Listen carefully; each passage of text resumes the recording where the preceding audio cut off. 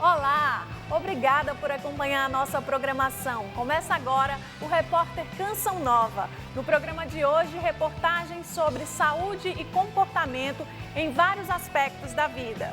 Você vai ver que o otimismo pode gerar vida longa, a importância da alimentação no tratamento de depressão. Vamos falar sobre aumento de cirurgias bariátricas e ainda os resultados da ecoterapia. Saiba por que evitar açúcar na alimentação dos bebês.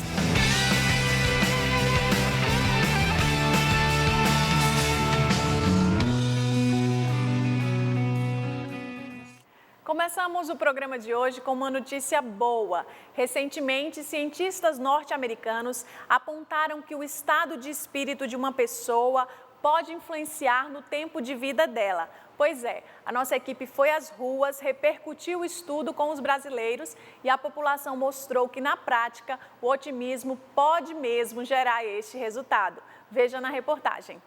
A idade avançada é consequência da existência humana. É impossível ao homem prever até quando irá viver, mas essa é uma resposta que a ciência desejaria ter.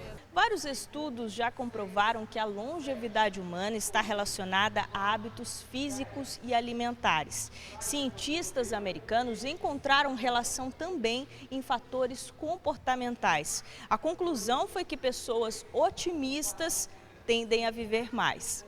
O levantamento da Escola de Medicina de Boston aponta que pessoas nesse perfil levaram vidas até 15% mais longas. Eles classificaram de longevidade excepcional, que é quando as pessoas ultrapassam os 85 anos. Fatores variáveis como demografia e condições de saúde fizeram parte do estudo, que analisou mais de 80 mil pessoas por mais de 30 anos. No Brasil, a comprovação científica parece fazer sentido. Para Dona Maria, tão importante quanto as aulas de aeróbica é o otimismo do dia a dia. Tão bom você sair de manhã cedo, bom dia, boa tarde, isso faz diferença. Isso aí é bom para mim, eu faço isso. A amiga de 68 anos concorda. A gente sempre tem que estar positivo, né? Pode ser o problema que for, esquece ele, vamos viver, né? Ver a vida com uma nova perspectiva não é o único benefício. Padre Reinaldo explica que pessoas com esse hábito sabem lidar com as situações ruins e, por isso, evitam murmurações. E o que a murmuração vai fazendo? Eu vou procurando pessoas para não resolver, mas para assumir comigo aquela amargura. E aí faz uma rede de pessoas amargas em sua volta. A fé pode ser inspiração para quem deseja se tornar mais otimista. Jesus ele tinha um bom humor, ele pode mudar qualquer situação. Basta a pessoa confiar e ter fé. Por isso, o rezar também alivia o nosso coração. É desse jeito que Dona Terezinha quer seguir a vida. E por ela, ainda tem muito para viver. Assim, do jeito que eu tô, não dando trabalho para ninguém, quero viver bastante. Sorrindo, né? Sorrindo.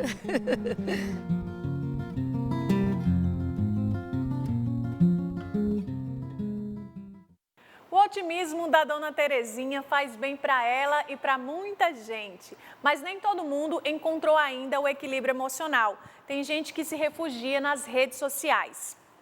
Hoje em dia, quase todo mundo está conectado. Você sabe dizer quantas vezes por dia faz o acesso a uma de suas contas na internet? É bom ter mais atenção, porque pesquisas indicam que os brasileiros acessam, em média, 63 vezes ao dia as mídias sociais. E 64% dessas pessoas se sentem pressionados em responder mensagens em, no máximo, 30 minutos. Isso preocupa porque no Reino Unido um estudo aponta que o uso excessivo das redes sociais prejudica a saúde mental. Nathalie é uma jovem conectada. Tem perfis em 6 redes sociais e passa ao menos 5 horas do dia postando, curtindo, compartilhando conteúdo. Eu, converso mais com meus amigos, mando meme, essas coisas, posto o que eu acho engraçado, porque pra mim é mais comédia, assim. De vez em quando eu posto umas fotos ali. Ansiosa desde pequena, ela considera que o mundo online potencializou o problema, tanto que faz acompanhamento psicológico. Como as redes sociais é um meio de comunicação para mim, para os meus amigos, eu fico esperando uma resposta ali, mas aí isso contribui muito. Especialistas afirmam que cada curtida ou compartilhamento numa rede social libera em nosso cérebro uma dose de serotonina, o neurotransmissor responsável pelo humor e também pelo bem-estar de cada pessoa. Acontece que essa dose de humor dura pouco e aí surge a necessidade de fazer novas postagens em busca de novas curtidas, o que pode se tornar um vício, uma compulsão. Neste consultório de psicologia, a cada 15 pacientes atendidos por dia, 4 chegam com transtornos relacionados à dependência digital. Quando a pessoa posta alguma coisa e não tem o número de curtidas que ela acha que vai alcançar, ela se frustra. E sequências de frustrações podem levar a crise de ansiedade ou a depressão. Um estudo feito no Reino Unido com 1.500 jovens, como estes, com idade entre 14 e 24 anos, revelou que a publicação excessiva impacta negativamente o sono, a autoimagem e aumenta o medo de ficar por fora dos acontecimentos. As taxas de ansiedade e depressão aumentaram 70% nos últimos 25 anos naquela região. Atenta ao comportamento dos alunos nos meios digitais, esta escola tem aula focada na educação socioemocional. Por que você usa tanto? Nós ficamos muito atentos no caso de cyberbullying, se são comentários maldosos, se não são. No socioemocional, ele vai trabalhar as capacidades interpessoais deles de relação. Pedro já entendeu o lado bom e a parte nem tão boa assim desse universo online. O algoritmo ele seleciona o que as pessoas querem mais ver e o que as pessoas querem mais ver tem mais visibilidade. Então todo mundo fica nessa corrida louca para fazer esses conteúdos, para ganhar mais visualização e like. Nathalie tem uma meta. De pouquinho em pouquinho eu acho que eu vou dando uma diminuída, assim. Porque é a minha meta, entendeu? A minha meta é dar uma diminuída drástica ali do negócio e conviver mais com as pessoas. Família, escola, profissionais de saúde, religião e sociedade devem apostar no diálogo para lidar com essa batalha de estar presente em 2 mundos, o real e o virtual. Se eu fujo da minha verdade sendo uma outra pessoa no mundo virtual, essa não é a postura do cristão. A postura do cristão é ser um testemunha digital, ou seja, no lugar, porque é um lugar hoje. É um lugar, a comunicação não é um meio, é um lugar. Então ali, naquele lugar, eu vou testemunhar a fé, os valores, a índole que eu tenho, que vem de Jesus Cristo. O que a gente orienta é que tem um limite, que vivencie as coisas com a família, com os amigos e evitem só as redes sociais. Continuamos com o mesmo tema de saúde. Você conhece a síndrome de burnout ou síndrome do esgotamento profissional? É um problema que já atinge cerca de 30 milhões de pessoas e desperta a atenção das empresas. Vamos ver ações concretas que começam a ser implantadas para melhorar a qualidade do ambiente de trabalho e prevenir doenças mentais. Revolução agrícola, 10 mil anos antes de Cristo. Revolução industrial, lá pela metade do século XVIII. E a última revolução, a tecnológica, no século XX. A história conta como as revoluções mudaram o trabalho e a vida das pessoas. A princípio, para nos beneficiar. Mas será que o que era para o sustento do homem agora pode adoecê-lo? Nós cada vez mais aumentamos a pressão sobre um colaborador, porque ele sempre tem que produzir mais com menos. Hoje em dia, as pessoas têm uma vida muito corrida. Como consequência, as doenças mentais tomam lugar. A síndrome de burnout, ou a síndrome do esgotamento profissional, é um distúrbio emocional com sintomas de exaustão, estresse e até esgotamento físico, resultantes de um ambiente de trabalho desgastante. O aumento no número de casos tem acionado o alerta em diversas empresas. Algumas, inclusive, já estão tomando medidas de prevenção. Este hotel, onde Ricardo é chefe executivo, tem política diferenciada no cuidado com os colaboradores. A gente sempre acredita que alguns treinamentos e palestras focados na vida dele, não na função, na atividade fim. Por exemplo, se é um vendedor, vamos dar uma palestra, um treinamento de como vender. Mas a gente faz umas palestras e treinamentos de como ele lidar com os problemas dele no dia a dia para que ele possa vir trabalhar. Gustavo está no hotel há cerca de 3 anos. No emprego anterior, quase chegou ao esgotamento emocional, mas preferiu sair antes de piorar. hoje destaca a importância de uma gestão focada no colaborador. Você sente cuidado aqui? Sim, sinto. O pessoal todo da gestão, toda a parte mais de alta escala assim, do hotel, é muito presente. O combate à síndrome de burnout exige a atenção de gestores e ações concretas que transformem o ambiente de trabalho, como destaca esta médica. As empresas têm adotado aquele espaço para descanso. Algumas colocam videogame, algumas colocam uma mesa de sinuca. Mas é a proximidade com o colaborador que vai ajudar a prevenir e, quem sabe, identificar algum problema. A partir do momento que você às vezes vê uma mudança de comportamento, às vezes a pessoa acaba se isolando um pouco ou está muito irritada, justifica você poder chamar um funcionário assim para conversar com ele ou até encaminhar para o médico do trabalho. Segundo a médica, cuidar do colaborador em sua totalidade é benefício para todo mundo. Uma pessoa que adoece dentro do trabalho, a empresa ela acaba modifica a visão externa e a visão interna também da própria empresa. Então hoje a empresa passa a ser mais acolhedora, passa a ser mais humanizada. Esgotamento mental, bullying, depressão, situações com sintomas parecidos e que causam a chamada dor profunda na alma. Além da presença de médicos e psicólogos, que são muito importantes, uma boa alimentação também pode fazer a diferença e ajudar no tratamento da depressão. Edivânia faz acompanhamento psicológico. Ela já superou a depressão e luta para superar a ansiedade. A saúde foi prejudicada quando ainda não se alimentava direito. Eu estava esquecendo de mim um pouco e focando no trabalho. Segundo dados divulgados em 2017 pela Organização Mundial da Saúde, quase 6% da população brasileira sofre de depressão, ou seja, em números absolutos, 11 milhões e meio de brasileiros. Em muitos casos, a causa vem da falta de alimentação correta. A baixa concentração de serotonina pode causar mau humor, insônia, falta de apetite e alterações no ritmo cardíaco, ansiedade e a depressão. Existem sim alimentos que atuam como estimulantes. Você tem, por exemplo, que suplementar com laticínios ou com carnes, de preferência carnes brancas, que têm mais triptofano do que a vermelha. A falta de vitaminas como B6, vitamina C, D, entre outras, diminui a serotonina. Os alimentos só ajudam, mas você precisa de um médico para poder fazer toda a investigação e descobrir o que está causando essa depressão. Para combater a depressão, a aveia. Ela colabora com a produção de energia.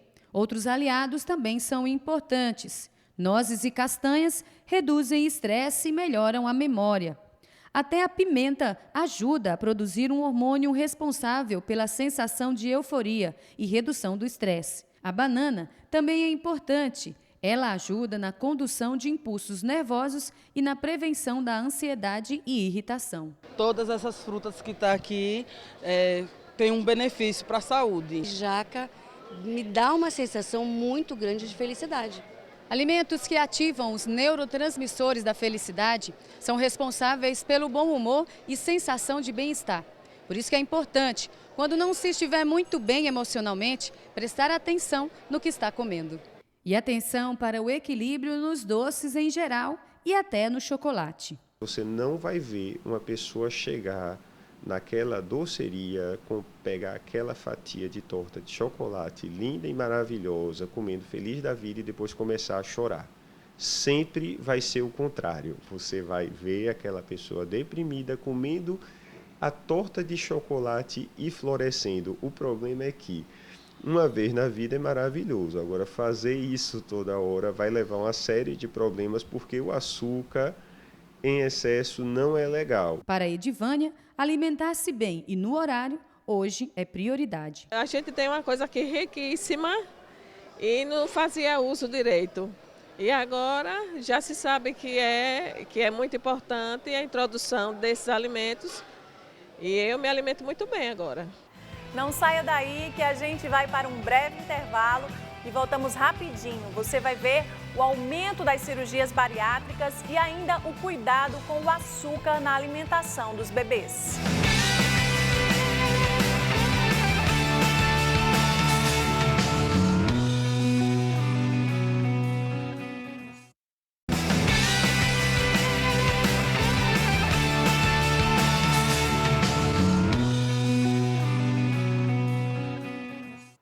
Estamos de volta e agora para falar do estudo feito pelo Ministério da Saúde.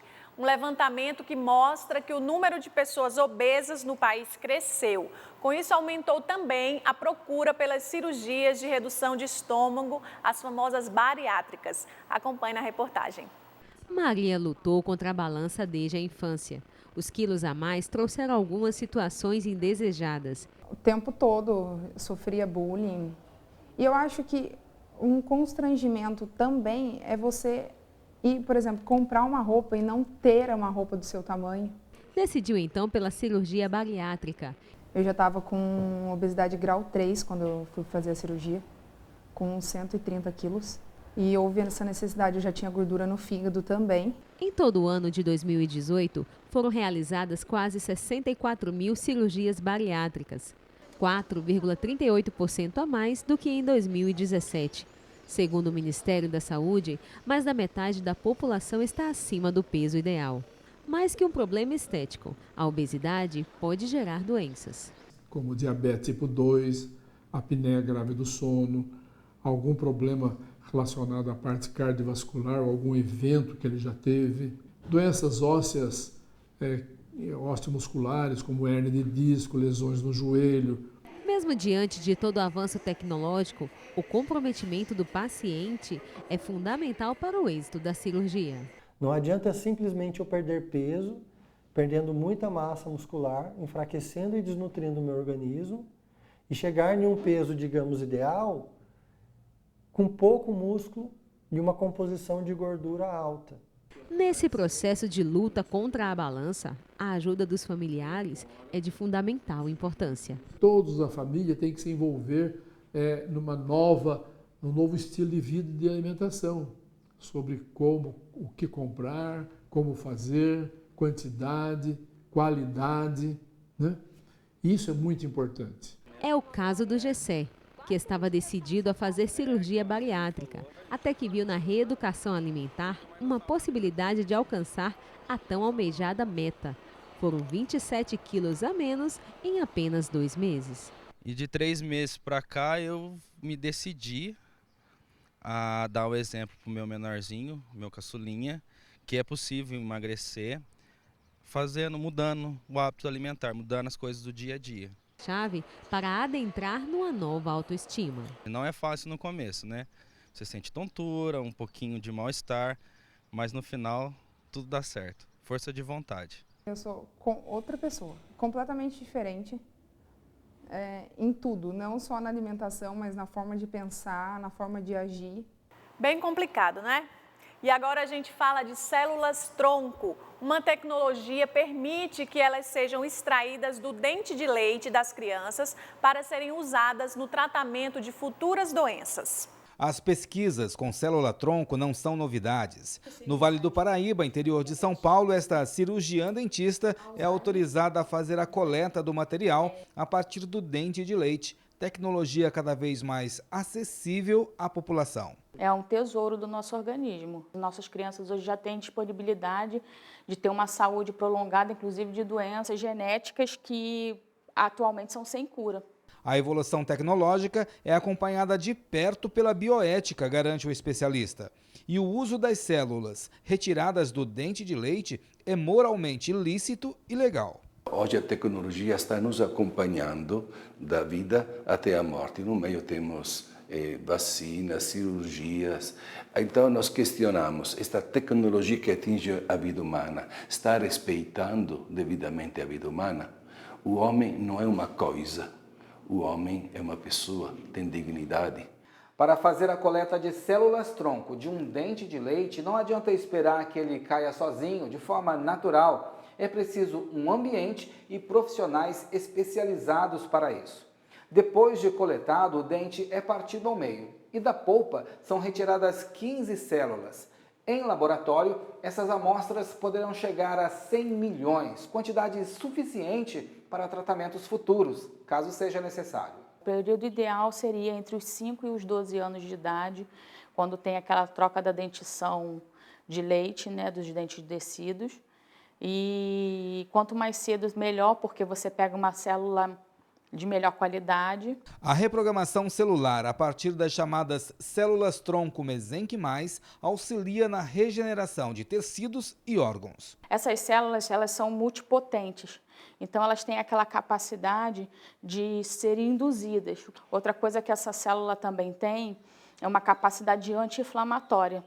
Então, uma vez injetada, ela automaticamente vai para aqueles órgãos que estão debilitados. A bioética vê com bons olhos os procedimentos que respeitam a dignidade humana e preservam a vida. A bioética se caracteriza pela interdisciplinaridade. É um diálogo entre os dados da ciência e os princípios do respeito da dignidade humana. Então, a ciência avança, cria novas técnicas, mas a ética está sempre pronta. Estas técnicas estão respeitando o ser humano. As células-tronco de um dente de leite se multiplicam facilmente e se transformam em qualquer célula do corpo. O procedimento garante não haver rejeição. Estamos com estudos avançados para diabetes tipo 1, né, principalmente, doenças cardíacas, Alzheimer, né, doença de Alzheimer. O uso dessas células-tronco são uma solução aí para quem tem esses históricos familiares de alguns tipos de doença. Cada vez mais acessíveis à população, o armazenamento, multiplicação e preservação dessas células são a forma concreta de saúde e de vida para as novas gerações. Tá aí uma dica para quem tem filho pequeno. E também é bom lembrar da importância de cuidar bem da alimentação das crianças. A Organização Mundial de Saúde advertiu, por meio de uma pesquisa divulgada em julho deste ano, que alimentos industrializados para bebês contêm excesso de açúcar e os rótulos que geram confusão. Veja na reportagem. Pesquisa da Organização Mundial da Saúde apontou que o consumo elevado de açúcar pode aumentar os riscos de sobrepeso e de cárie. Em quase metade dos produtos analisados, mais de 30% das calorias encontradas eram de açúcares ou outros agentes adoçantes. A criança que é alimentada com excesso de substâncias artificiais, que é o que basicamente tem no alimento industrializado, né? Ela vai processar essas substâncias e vai programar o seu organismo baseado nelas, né? Então, a grande preocupação são os conservantes, acidulantes, sabores artificiais. A doutora Adriana também alerta os pais do cuidado na alimentação das crianças, principalmente até os 2 anos de idade. Dá alimentos com qualidade que vão ser usados para o processo de amadurecimento e preparo do sistema nervoso central para trabalhar o resto da vida. Desde que nasceram os 2 filhos, Margarete se preocupa com a alimentação. A opção da mãe é sempre por produtos naturais. Só sucos naturais, eu faço pão de queijo aqui em casa, bolo. Por quê? Porque eu sei o que eu estou colocando e a quantidade certa que eu estou colocando. Então, a minha preocupação é para o bem deles, da saúde deles. E quando a opção é por alimentos industrializados, situação que raramente acontece, a atenção se volta para os níveis de açúcares. Porque é muito xarope, é muita coisa e aí eu fico de olho. Então, o que tem menos açúcar é o que eu tento comprar. O açúcar encontrado nos alimentos como frutas, verduras e raízes faz parte da alimentação saudável. Mas a praticidade do mundo moderno, que apresenta o alimento pronto, tem colocado em risco a nutrição da chamada primeira infância, essencial para o desenvolvimento da criança.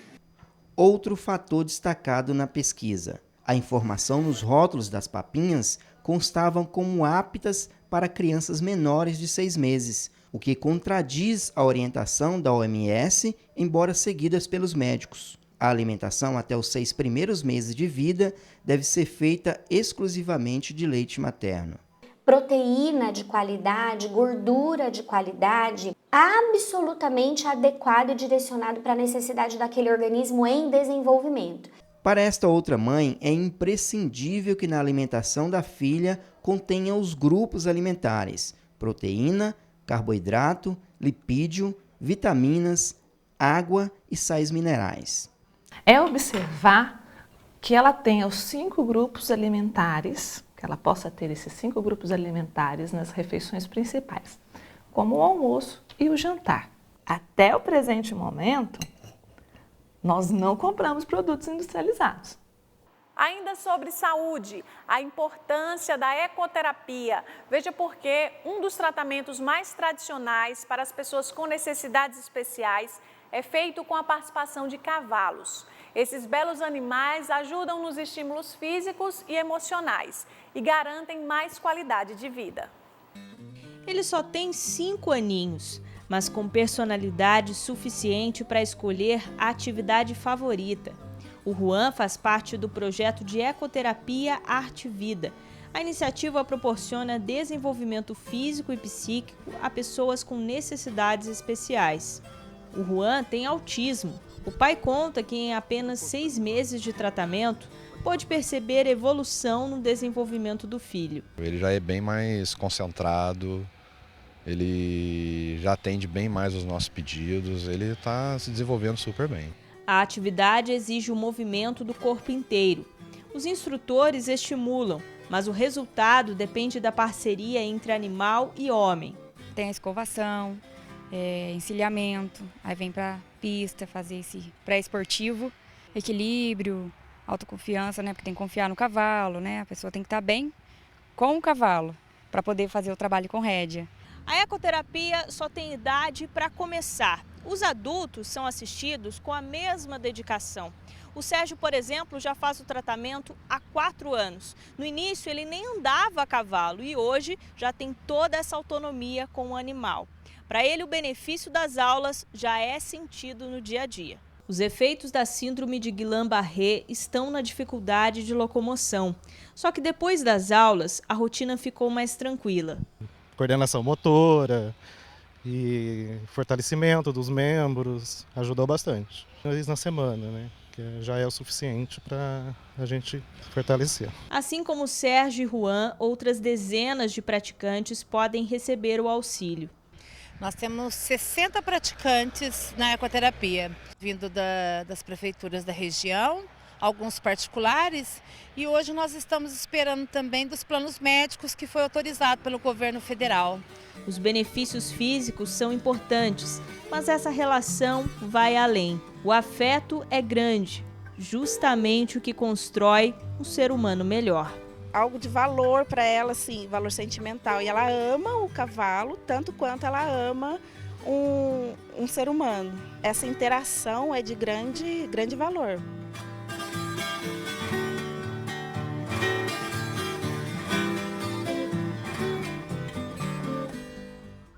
Continuamos falando de animais, mas agora com preocupação. A biodiversidade do Brasil é tão grande que atrai a atenção dos que se deslumbram e aqueles que colocam em risco muitas espécies. Um assunto tenso é o tráfico de animais silvestres, que no nosso país, infelizmente, já é o 3º maior do mundo, só perdendo para drogas e armas. Eles são mesmo fascinantes, um capricho da natureza ameaçado pelo crime. O comércio ilegal de animais silvestres contribui para a extinção de várias espécies. O Brasil tem 1.173 em risco. Aves são o maior número de apreensões. Ter animais silvestres como bichos de estimação é crime ambiental. A pessoa que comercializa o animal silvestre, ela comete crime. E a pessoa que compra também comete. E todos vão incorrer na mesma pena. Então, a pena administrativa é R$500 de multa para cada animal silvestre que não esteja na lista de ameaçados de extinção e 5.000 para aqueles que estão. Por outro lado, existem pessoas dispostas a contribuir com o meio ambiente. A Débora é uma delas. Eu sempre amei a natureza, os animais. A propriedade aqui é da época do meu avô, então eu venho para cá desde criança passar férias, onde são 83 hectares de mata preservada. Essa é uma reserva particular de proteção ambiental. É uma área de soltura autorizada pelo IBAMA. Os animais apreendidos ou resgatados pela Polícia Ambiental são trazidos para cá, para passar pelo processo de reabilitação antes de voltar para a natureza. Existe também um manejo específico. Alguns animais precisam ter um trabalho para fortalecimento muscular, para voo, outros precisam diminuir o estresse. Esse veado atropelado na estrada luta pela vida. Por isso, cada retorno é motivo de comemoração. A hora da nova liberdade chegou para esse gavião fêmea. É muito gratificante a gente conseguir recuperar e soltar um animal. A hora que ele sai é muito emocionante. A reserva na Serra da Mantiqueira recebe desde 2017 cerca de 1.000 animais por ano. Os espaços são adaptados para cada espécie. Eu tenho algumas doações de vez em quando, mas é a gente que custeia a montagem dos viveiros, alimentação, veterinário, remédios, tudo.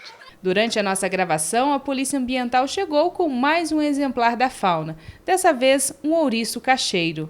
Tenta conter o animal da melhor forma possível para resguardar a vida dele, sempre é capturado e feita a soltura, tenta fazer a soltura na mesma área de captura. Para esses animais, uma nova chance. Para aqueles capturados e mantidos como pet, ainda há esperança.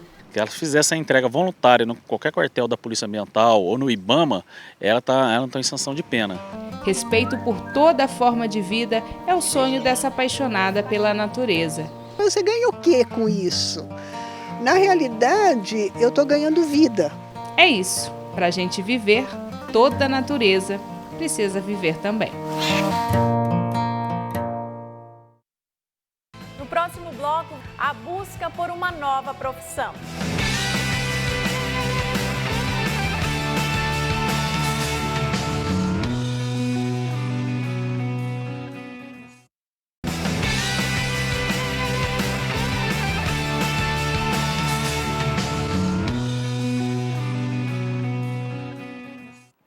De volta com o repórter Canção Nova. O assunto é saúde, tecnologia e educação.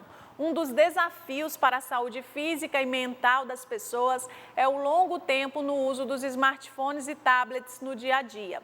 A situação fica ainda pior no caso das crianças que estão em processo de formação. Veja na reportagem. Aos 14 anos, Vitor é o exemplo de que a diversão favorita dos adolescentes é mexer no celular. Os pais perceberam que ele estava dedicando muito tempo ao aparelho e procuraram ajuda. Então, um médico propôs que ele ficasse 10 dias sem o telefone. Foi um período que no começo foi estranho, porque fazia parte do meu cotidiano. Só que hoje em dia, com tantos aparatos tecnológicos, a grande questão é saber em que medida utilizar esses recursos para ajudar na formação. Os pais do Vitor estavam atentos ao comportamento do filho, que ganhou um celular aos 10 anos. Depois de um certo tempo, a gente percebeu que ele se isolava um pouco mais para ficar ao celular, e isso foi trazendo uma certa preocupação do convívio. A mãe do adolescente conta o que mudou depois que o filho passou a reduzir o uso do smartphone. Nesses momentos sem o celular, ele conseguiu conviver melhor com os familiares, com as tias, e eu acredito que isso traz um benefício grande na vida dele. O neuropediatra, que sugeriu o período sem o telefone e acompanhou a família em todo o processo, lembra qual foi a intenção da proposta. Para mostrar para a pessoa, no caso para o Vitor, né, para o adolescente, o tanto como que seria uma vida sem aquele celular. O uso de telas como televisão, tablet, celular e videogames antes dos 2 anos causam importantes desvios no desenvolvimento neuropsicomotor. Portanto, abaixo desta idade, não é recomendado nenhum tipo de exposição à tecnologia. Entre 3 e 5 anos, o uso deve ser de, no máximo, 1 hora por dia e sob a supervisão dos pais. Dos 6 aos 18 anos, é recomendado pela Academia Americana de Pediatria 2 horas por dia, mas pode variar desde que esse tempo não exceda 4 horas. Monitorar o uso de tecnologia não é um castigo que nós damos para os nossos filhos, para as nossas crianças. É um cuidado, isso tem que ser bem colocado. Mas agora eu preocupo mais com as outras tarefas que eu tenho, tipo para casa, escola ou coisa de casa mesmo. E não só os pequenos estão de olho no mundo virtual. Uma pesquisa feita pelo Comitê Gestor da Internet no Brasil aponta que 7 em cada 10 brasileiros vivem conectados para buscar soluções e praticidade. Entre os serviços mais utilizados estão o transporte por aplicativo, filmes online e a entrega de comida. Mas tem cliente que prefere ainda o atendimento mais humanizado. Alugar um filme nos dias atuais é uma raridade. Eu sempre brinco, eu moro aqui e durmo lá, na minha casa. Então eu tô aqui todo dia. Encontrar um taxista no ponto é missão quase impossível. Porque está circulando mais aplicativos e o chamado também, né? O pessoal chama bastante nessa região aqui. Na hora da fome, é só acionar o garçom e ele vem sobre 2 rodas. Dá para se dizer que se faz o papel do garçom hoje? Isso, a gente retira o pedido no restaurante e leva para o cliente. A internet mudou os hábitos de consumo. Em 2008, 18% das residências do país tinham internet. 10 anos depois, o número subiu para 70%. 7 em cada 10 brasileiros têm acesso à internet. Hoje, já são 127 milhões de pessoas que vivem conectadas. Quase tudo se resolve pelo celular. Transporte por aplicativos, serviços de streaming de filmes e entrega de comida são os serviços mais utilizados. 40 milhões de usuários da rede chamam táxi por aplicativos. 35 milhões veem filmes online e 15 milhões pedem comida pelo celular. Os dados foram produzidos pela primeira vez pelo Comitê Gestor da Internet no Brasil. A gente está percebendo que a internet está oferecendo novas possibilidades de negócio. Ela permite que o mesmo consumidor que poderia ir presencialmente, ele pode também fazer um pedido. Então ela acaba complementando os serviços como eles existiam e abrindo novas possibilidades de novos clientes, novos mercados. A internet vem sendo usada em larga escala para aquisição de serviços ou pesquisa. Quando se trata de comprar produtos na rede, 83% dos usuários evitam o comércio virtual. Evidente que na relação de consumo não é só você dar o dinheiro e ganhar um bem ou um serviço, né? Tem um aspecto do relacionamento que o consumidor e o lojista criam aí. Paulo mantém uma videolocadora com 15 mil títulos. Por mês, ele consegue alugar 500 filmes. Estou mais por amor do que por ganhar dinheiro, porque é um mercado em extinção, né? Eu sou, acho que uma das poucas que restaram e estou atendendo esse público que está saudosista, procurando, né, um lugar onde pegar um filme com extras, que fugir do streaming um pouco, né? Neuza aproveita as facilidades da internet, mas quando o assunto é cinema, ela prefere escolher seus filmes à moda antiga. Tem ideia de quantos filmes a senhora já levou, alugou? Mas uns 2.500, eu acho que mais até. É fato que a internet facilitou a vida de muita gente. Também é admissível que a tecnologia ameaça muitas atividades e profissões, mas os meios digitais jamais devem acabar com as relações humanas. A relação interpessoal, eu acho isso muito importante. Hoje em dia você não tem isso, né? Está acabando, as pessoas estão ficando sem história, né? Agora uma notícia que interessa a muita gente e embora as regras já estejam valendo há algum tempo, nem todo mundo sabe. Uma resolução do Banco Central, publicada recentemente, determina que mesmo com a praticidade e avanços das transações bancárias pela internet, os bancos são obrigados a oferecer ao cliente o atendimento presencial. Nazário é um daqueles clientes que gosta de resolver tudo na boca do caixa. Não, eu prefiro vir na agência. Por quê? Porque é mais fácil para a gente lidar do que pela internet. Em um ano, este banco público fechou 48 unidades, desligou 2.000 pessoas, mas, por outro lado, inaugurou 162 unidades digitais. No mesmo período, este banco privado fechou 200 agências físicas e tem plano de demissão voluntária de 7.000 empregados. A rede já possui 196 agências digitais. O objetivo, segundo os bancos, é adequar o quadro de empregados ao avanço das novas tecnologias. Nem todo mundo consegue acompanhar a era informática. Segundo pesquisa da Federação Brasileira de Bancos, 6 em cada 10 transações bancárias já são feitas pelo celular ou computador. Operações como pagamento de contas e transferências são os serviços mais utilizados. Apesar do crescimento das movimentações por aplicativos ou internet banking, o Banco Central determina que os bancos não podem deixar de oferecer atendimento presencial. De acordo com a Resolução 4.746, fica vedado às instituições financeiras impedir o acesso, recusar, dificultar, impor restrições ao atendimento presencial a clientes ou usuários de produtos e serviços, mesmo quando disponível o atendimento em outros canais. Bancos também não poderão limitar a quantidade de documentos, transações ou de operações por pessoas no caixa físico. Fica proibido estabelecer um montante máximo ou mínimo a ser pago ou recebido. Exigir pagamento em espécie ou proibir o uso de dinheiro vivo também é vedado. Esta decisão tem que ser do cliente. Tem que ser colocado de maneira clara, ostensiva, facilmente visualizada no contrato que aquele que está celebrando que o consumidor de serviços bancários vai ficar sujeito apenas ao atendimento eletrônico. Quanto aos contratos que já estão em andamento, não pode haver mudanças abruptas. Em nota, a Federação Brasileira dos Bancos disse que a resolução do Banco Central não altera a lista de produtos oferecidos ou serviços realizados presencialmente nas agências bancárias e que os bancos estão trabalhando para se adequar às novas regras no menor tempo possível. Agora um assunto profissional. Nem todo mundo se identifica com o trabalho que realiza e está cada vez mais comum a mudança de setor de atuação. Uma pesquisa feita por um site de recrutamento aponta que 70% dos trabalhadores querem mudar de emprego e se reinventar. Uma pequena coleção de diplomas: jornalismo em 2005, secretariado em 2003 e letras em 2018. Fora a dezena de cursos rápidos que foi fazendo ao longo dos anos. Eu tenho um grande vício.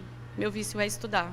Então eu leio muito, estou sempre participando de eventos, palestras. Foram várias tentativas de planejar a vida profissional. Quando achava que tinha se encontrado, a vida mudou mais uma vez e agora eu estou com marketing digital. A mudança de carreira não é um comportamento exclusivo da Rita.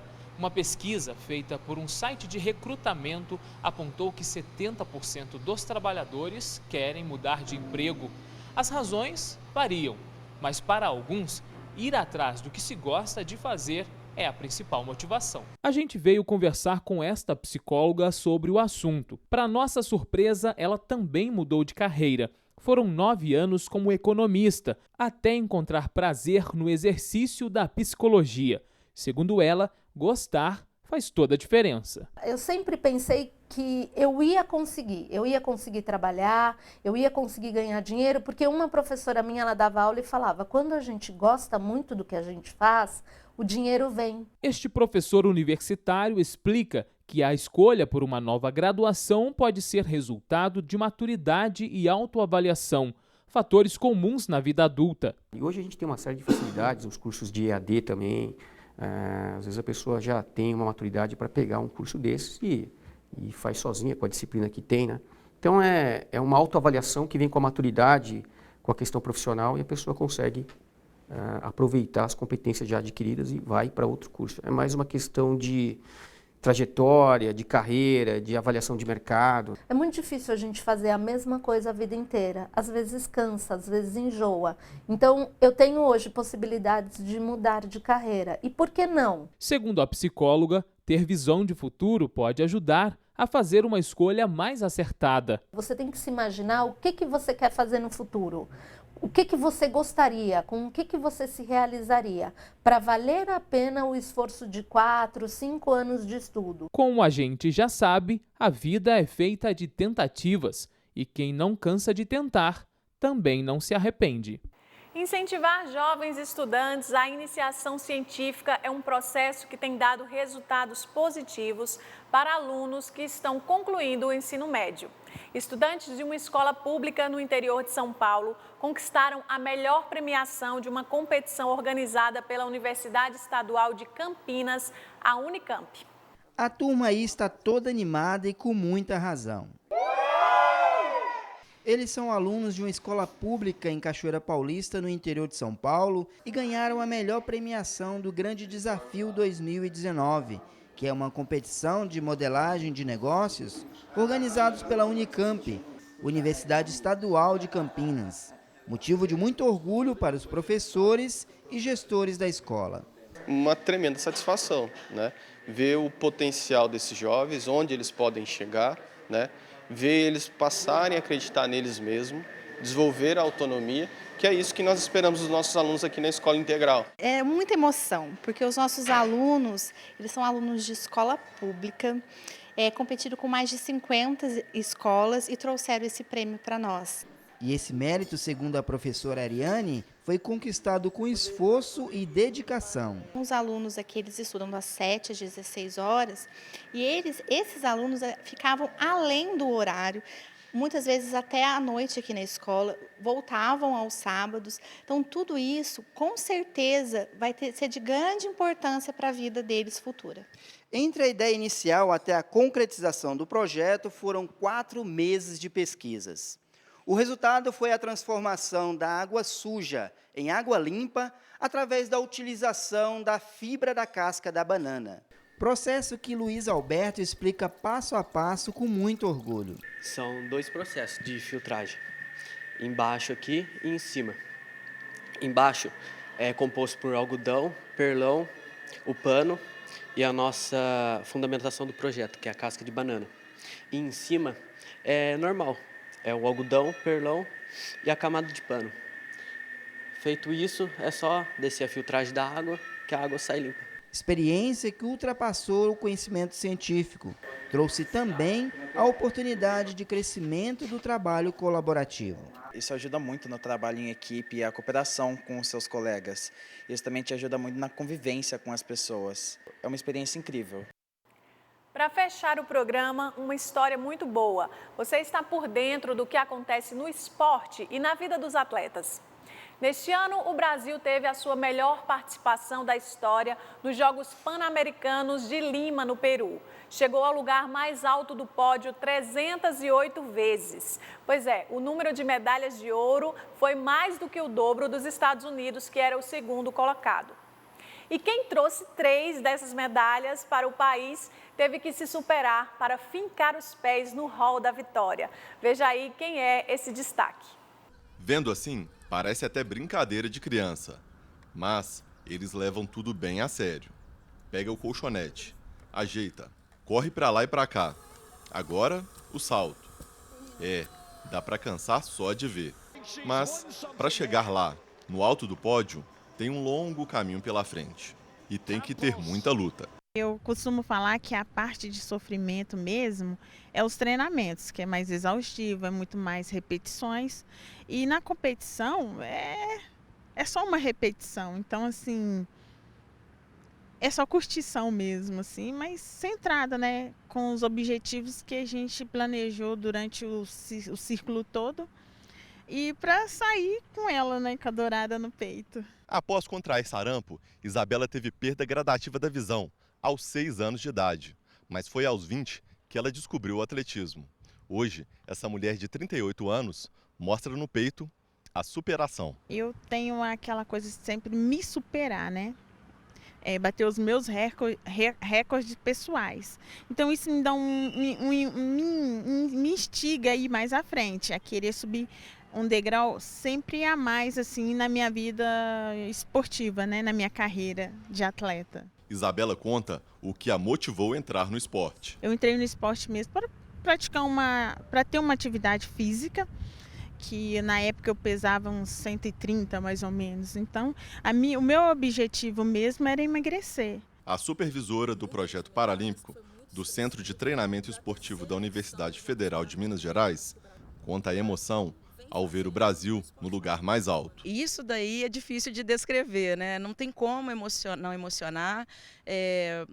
Para quem trabalha, por exemplo, no meu caso, eu trabalho com a Federação Internacional, então a gente tem que se manter neutro durante a competição, é diferente de quem está com a delegação do Brasil, mas é impossível não emocionar a hora que você vê a bandeira do Brasil subindo, né? O Brasil terminou os Jogos Parapan-Americanos de Lima com 124 ouros, 99 pratas e 85 bronzes.